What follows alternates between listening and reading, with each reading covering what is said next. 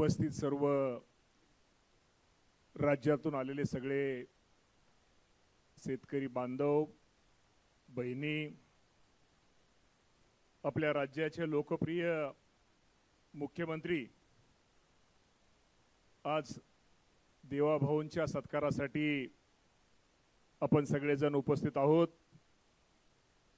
आदरणीय देवाभाऊ, आपल्या पक्षाचे अध्यक्ष रवींद्र चव्हाण साहेब, आमचे सहकारी अशोक उईके साहेब, खासदार अनिल बोंडे साहेब, आणि ज्यांनी खरं तर या कार्यक्रमासाठी एक कृषी मंत्री म्हणून मला बोलवलं ते संजयजी कुटे साहेब, तुमचे आपले अध्यक्ष रामकृष्ण वेताळ साहेब, आमचे आमदार रणधीरजी सावरकर साहेब, आपले नेते प्रवीणजी दरेकर साहेब, कॅप्टन सेल्वनजी, आमच्या चित्राताई वाघ, आणि सगळेच उपस्थित समोर बसलेले सगळे आमदार, खासदार, आजी माजी आमदार, आजी माजी खासदार, सगळे किसान मोर्चाचे सगळे तुमचे पदाधिकारी, सर्वच कार्यकर्ते, मीडियाचे प्रतिनिधी, पत्रकार बंधू आणि भगिनींनो, मी पहिल्यांदा किसान मोर्चाचे अध्यक्ष आदरणीय वेताळ साहेबांना आणि त्यांच्या सर्व सहकाऱ्यांचं आभार मानतो। एक राज्याचा कृषी मंत्री म्हणून या आदरणीय भाऊंच्या या सत्कार समारंभासाठी आपण सर्वांनी मला बोलवलं। बंधूंनो, शेतकरी, आज तुम्ही सगळेजण किसान मोर्चाचे कार्यकर्ते आहात। आज आपण सगळेजण महायुती म्हणून सगळेजण एकत्र आहोत। आपल्या राज्यामध्ये शेतकऱ्यांच्या प्रश्नासाठी, शेतकऱ्यांना जी आपण एक महायुती म्हणून जी मदत करतोय ती शेतकऱ्यांपर्यंत पोहोचली पाहिजे, शेतकऱ्यांना त्याची माहिती असणं गरजेचं आहे। यासाठी वेताळ साहेब, आज तुम्ही हा पहिला भाऊंचा सत्कार आज या सभागृहामध्ये घेतलेला आहे। बंधूंनो, मी तुम्हाला प्रामाणिकपणे सांगतो, गेल्या वर्षी अतिवृष्टी आली। अतिवृष्टीच्या काळामध्ये आपल्या सर्वांना माहित आहे, आपल्या डोळ्यात हेकत आपली समोरची शेती वाहून गेली, आपलं पीक वाहून गेलं, आपली घरदारं, आपली गुरढोरं वाहून गेली। आणि अशा अडचणीच्या काळामध्ये सुद्धा या राज्यामध्ये आपल्या सर्वांना जर कुणी मदत केली असेल तर त्यांचं नाव आहे देवेंद्र भाऊ फडणवीस। आज कैलासवासी अजितदादा पवार साहेब नाही आहेत, एकनाथ शिंदे साहेब असतील, या सर्वांनी प्रत्येकाने बांधावरती जाऊन, घरोघरी जाऊन शेतकऱ्यांचं दुःख काय आहे, शेतकऱ्यांची अडचणी काय आहेत हे स्वतः फील्डवर जाऊन याची त्यांनी सर्वांनी माहिती घेतली आणि एक चांगल्या प्रकारची मदत निश्चित प्रकारे केली। बंधूंनो, कर्जमाफी, खरं तर मगाशी मला वाटतं आमचे कुटे साहेब सांगत होते की कर्जमाफीची रक्कम, कर्जमाफी लोकांना, बंधूंनो खरं सांगतो, कुठलीही गोष्ट करणं, बोलणं सोपं असतं पण करणं अवघड असतं। आपण एखाद्या घरामध्ये, आपण पण शेतकरी आहोत, एखाद्या घरामध्ये आपण एखाद्या आपला संसार आपण ज्यावेळेस चालवतो आणि संसार चालवताना आपण प्रमुख म्हणून सगळ्या गोष्टीचा विचार, आपल्या खिशाचा सगळा विचार करावा लागतो। हे अडचणीच्या काळामध्ये आता कुठल्याही प्रकारची निवडणूक डोळ्यासमोर ठेवून नाही आहे, परंतु अडचणीत आलेल्या माझ्या शेतकऱ्याला मदत केली पाहिजे, त्या माझ्या शेतकऱ्याला सहकार्य केलं पाहिजे, तो शेतकरी पुन्हा एकदा उभा राहिला पाहिजे। यासाठी या राज्याचे मुख्यमंत्री देवेंद्र फडणवीस साहेब असतील, शिंदे साहेब असतील, सुनेत्रावहिनी पवार साहेब असतील, यांनी मदत केली। किती केली, किती आकडा आहे बंधूंनो, आपल्या सर्वांना तो आकडा माहिती असणं गरजेचं आहे। शेतकरी किती आहेत ते असणं आपल्याला माहिती गरजेचं आहे, कारण का आपल्याला माहित आहे की आपण सगळे शेतकरी आहोत। कसं असतं, चकाट्या मारणाऱ्यांची आपल्या सगळ्याला माहित आहे, पानपट्टीच्या दुकानामध्ये चकाट्या म्हणजे देऊ नये, काही वेळेस चुकीचा आपल्याबद्दल प्रचार केला जातो, ह्याला आपण सडेतोड उत्तर दिलं पाहिजे। आपण किसान मोर्चाच्या कार्यकर्त्याच नाही, महायुतीच्या प्रत्येक कार्यकर्त्याचं, प्रत्येक शेतकऱ्याचं हे कर्तव्य आहे, जे आपण आपल्या मुख्यमंत्र्यांनी आपल्यासाठी ज्या काही चांगल्या गोष्टी केल्यात हे आपण लोकांपर्यंत, जनतेपर्यंत, खाली तळागाळात ह्या योजना पोहोचल्या पाहिजे। आज रक्कम तुम्हाला माहित आहे, 56 लाख शेतकरी, 56 लाखापेक्षा जास्त शेतकरी, आणि रक्कम किती आहे, रक्कम देवाभाऊंनी आपण पाठीमागे रक्कम होती 36,585 कोटी रक्कम होती। परत आपण तुमच्या सर्वच प्रतिनिधी, महायुतीचे प्रतिनिधी असतील, सगळ्यांनी विनंती केली, सगळ्या शेतकऱ्यांनी विनंती केली, तुमच्या मोर्चाच्या प्रतिनिधी विनंती केली, आणि भाऊंनी त्या 2 अटी कॅन्सल केल्यानंतर ती रक्कम किती झाली, ती रक्कम झाली 40,585 कोटी एवढी ऐतिहासिक आपल्या शेतकऱ्याला मदत करणारा हा आपला नेता आहे. त्यामुळे त्याचं अभिनंदन, त्याचं ऋण हे आपण सगळ्यांनी व्यक्त केलं पाहिजे रे बाबा. शेवटी एक गोष्ट केली, जी माणसं आपल्यासाठी काम करतात, आपल्याला मदत करतात, सहकार्य करतात, त्यांचं ऋण हे व्यक्त केलं पाहिजे. आपण शेवटी तुम्हाला मी सांगतो, आपण शेतकरी आहोत. आपल्याला माहित आहे की डॉक्टर पंजाबराव देशमुखांच्या नावानं आपण पीक कर्ज घेतो, शेतकरी पीक कर्ज घेतो. त्यामध्ये सरकार आपल्याला मदत करतं, व्याज सवलत देतं. ती काय रक्कम थोडी असते का? त्यातनं ती रक्कम किती आहे त्याचा आपण कधी विचार केलाय का? बंधूंनो, ती सुद्धा रक्कम कितीतरी, मला वाटतं आजचा हिशोब केला तर 400-500 कोटीच्या वर रक्कम आहे. दुसरं आपल्या सर्वांना माहित आहे, शेतकऱ्यांची मागणी वीज माफीच्या बाबतीत मागाशी कुठे साहेबांनी सांगितलं की पूर्वी विजेची काम, आपलं चव्हाण साहेबांनी सांगितलं. आपल्या राज्यामध्ये तुम्हाला सर्वांना माहित आहे की मुख्यमंत्री बळीराजा जी मोफत वीज आहे या बाबतीमध्ये देवाभाऊंनी आपल्याला किती मदत केली माहित आहे तुम्हाला? आपण कधी विचार करत नाही की आपल्या 7.5 हॉर्सपॉवर पर्यंत जो आपला पंप आहे त्याच्या आत असणाऱ्या पंपाला आता प्रत्येक वर्षी बजेटमधनं या महायुतीच्या सरकारनं देवेंद्र भाऊंनी 25,000 कोटी रुपयाची प्रत्येक वर्षी मदत या राज्यामध्ये भाऊंनी केलेली आहे. कशाला म्हणतात? किती वाजवता येईल, लोकांना किती सांगता येईल? हे मदत करणं एवढं सोपं नाही रे बाबांनो. गप्पा मारणं सोपं आहे, परंतु एवढी मदत हे मी तुम्हाला मुद्दा म्हणून का सांगतोय, तुम्ही हे प्रत्येक प्रत्येक गावापर्यंत हे घरोघरी पोहोचलं पाहिजे. काय होतं विद्यार्थी, मी तुम्हाला सांगतो, एखादा विद्यार्थी हुशार असतो, त्याला 100 पैकी 90 मार्क पडतात, पण 90 मार्काकडे कुणी बघत नाही, परंतु चुकून 10 मार्कातून तो डिस्टिंक्शनच्या वर असतो, पण 10 मार्काचा प्रचार जास्त केला जातो. यासाठी मी तुम्हाला प्रामाणिकपणे सांगतो, यासाठी तुम्ही घरोघरी शेतकऱ्यांना सांगा हे महायुतीचं सरकार हे किती मदत करते. आपल्याला दुसरी माहिती आहे की आज आपल्याला यायचं धोरण, महाराष्ट्र राज्य यायचं धोरण, त्या धोरणामध्ये आपल्या यायचं धोरणामागे उद्देश काय? माझ्या शेतकऱ्यांचं उत्पादन वाढलं पाहिजे. शेतकऱ्याला आधीच आपल्याला आपल्या शेतामध्ये जे पेरलंय ते केलं त्याच्यावरती कुठल्या आपल्याला रोग येणार आहे त्यावरती कुठलं औषध आपल्याला मारलं पाहिजे, किंवा बाकीच्या गोष्टीमध्ये यायच्या माध्यमातून शेतीचं उत्पन्न कसं वाढलं पाहिजे. यायच्या माध्यमातून मी तुम्हाला प्रामाणिकपणे सांगतो, हे या धोरण आणणार भारतातलं महाराष्ट्र राज्य हे पहिले, त्याचं श्रेय आदरणीय भाऊंना दिलं पाहिजे. तुम्हाला दुसरं माहित आहे, या राज्यामध्ये अनेक अशा महिला आहेत ज्या महिलाच्या घरामध्ये नवरा शेती करतो, नवऱ्याच्या नावावर सातबारा आहे, परंतु माझ्या त्या महिला भगिनीच्या नावावरती तिच्या नावावरती सातबारा नाही आहे. ती तर आहेच. दुसरे अनेक महिला आहेत की ज्यांच्या 3 पिढ्या ह्या शेतीच्या संलग्न व्यवसायामध्ये काम करतात, मजुरी म्हणून काम करतात, शेतीमध्ये ते काम करतात, पोल्ट्रीमध्ये त्या काम करतात, दुग्ध व्यवसायामध्ये त्या काम करतात, मच्छीमार व्यवसायामध्ये त्या माझ्या महिला काम करतात. पण त्या महिलांना शेतकऱ्याचा दर्जा नसल्यामुळं त्यांना काही गोष्टीमध्ये त्यांना अनेक योजनेपासून त्यांना दूर राहावं लागत होतं.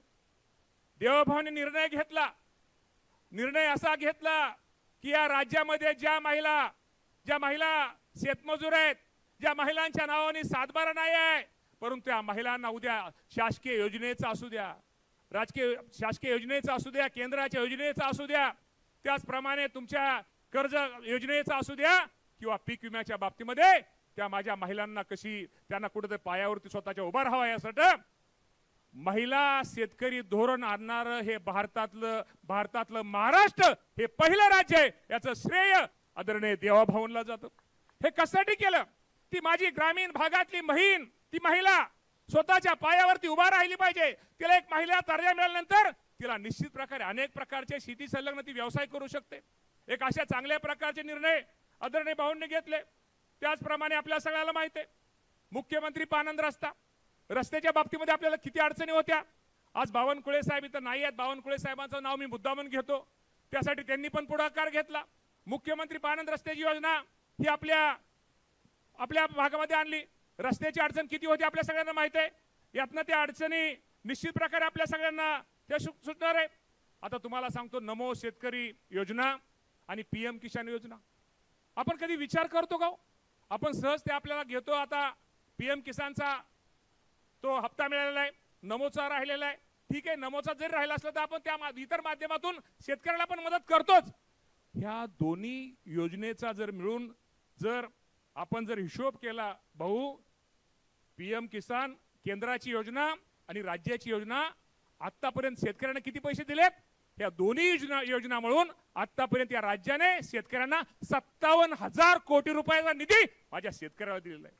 मी सांगायचं तात्पर्य आहे की हे लोकांना सांगितलं पाहिजे, हे लोकांना समजलं पाहिजे. शेवटी हे राज्य, हे तिन्ही नेते हे शेतकऱ्यांचं हित साधणारे नेते आहेत, शेतकऱ्यांचं प्रश्न समजणारे नेते आहेत. त्यामुळे आपण ह्या गोष्टीमध्ये निश्चित प्रकारे कुठेतरी कमी पडतोय, सांगायला कमी पडतोय, काम करून आपण वाजवायला कमी पडतोय. आणि काही लोक काम न करता सुद्धा फक्त पेपरबाजी आणि कुठेतरी टीव्ही समोर, मीडिया समोर येऊन कुठेतरी आपल्या सरकारच्या बाबतीमध्ये शेतकऱ्यांमध्ये कुठेतरी चुकीचं असं हे पसरवतात.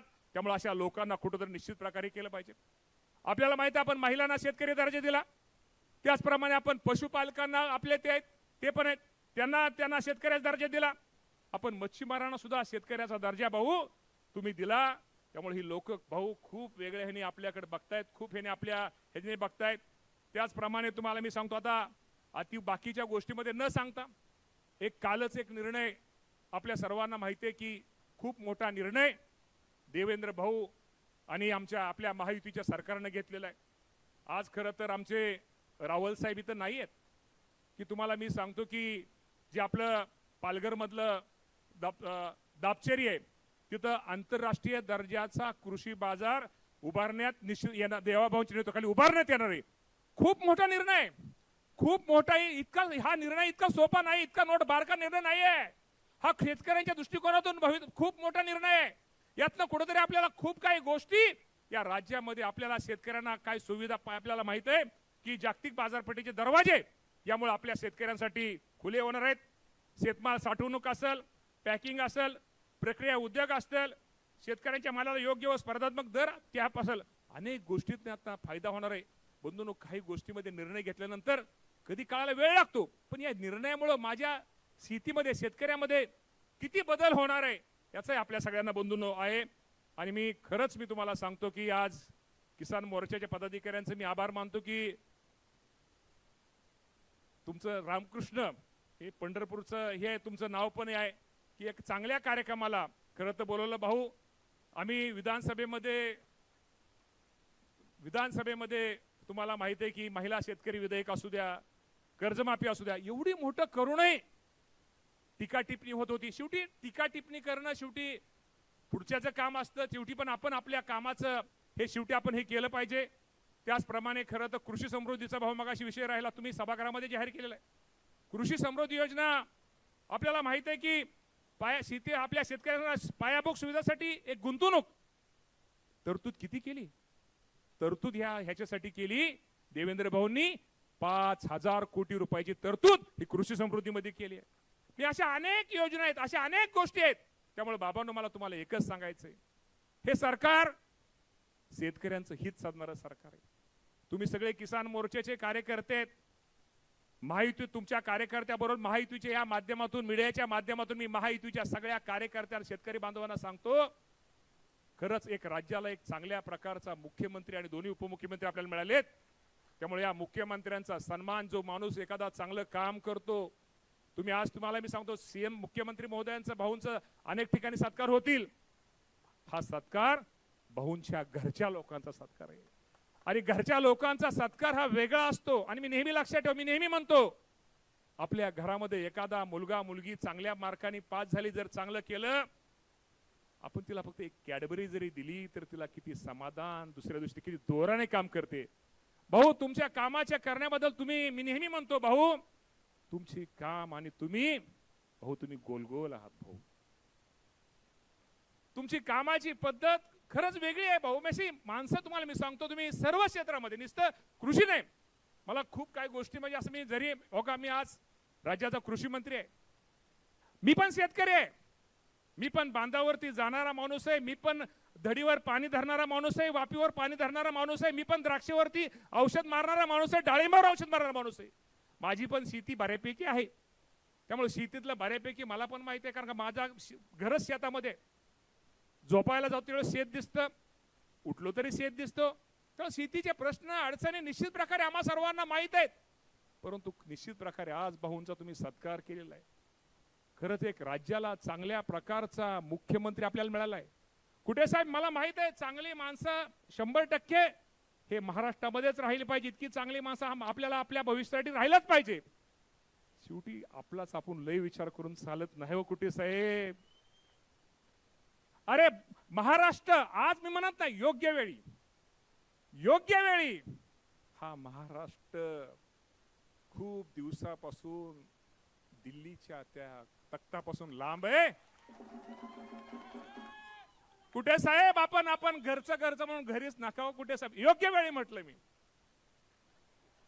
योग्य वेळी ज्यावेळेस वेळ येईल त्यावेळेस मी तुम्हाला प्रामाणिकपणे सांगतो, आपण सगळेजण आज आपल्याला माहित आहे की आपली आषाढी ह्या 25 तारखे, बरोबर आहे का तारीख? नाही माझी गडबड व्हायची. 25 तारखेला आषाढी आहे. आपण पांडुरंगाकडे एकच साकडं घालूया.